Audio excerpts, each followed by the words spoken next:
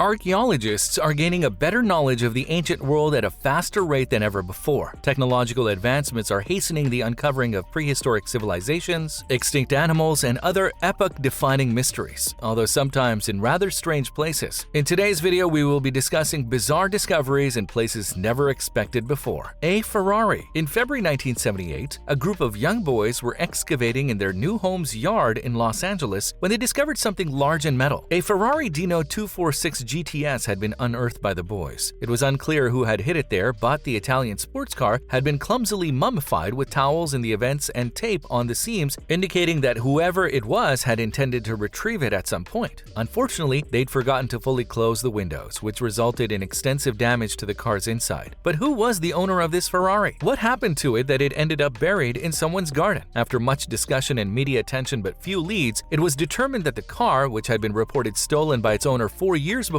had been buried there by thieves. The current residents had only been on the land for a few months when the car was buried, but none of the neighbors claimed to have seen it. The car was returned to the insurance company that covered the loss of the original owners, and it was auctioned off privately. The Williams Enigmalith. During a trip in 1998, electrical engineer John J. Williams spotted what is now known as the Williams Enigmalith, a combination of the words enigma and monolith, or the petrodox, emerging from the ground. He dug up this strange-looking rock, which turned out to have some type of metal component attached to it, resembling an electrical socket upon closer inspection. According to Williams, who examined the specimen with the help of an engineer and a geologist, the electrical component lodged in the granite shows no signs of having been bonded or welded in any way, and geological examination revealed that it is roughly 100,000 years old. Williams is said to have urged experts to study the stone, but no one has done so. Some people believe the stone is a fraud since the metal component looks eerily similar to modern-day electrical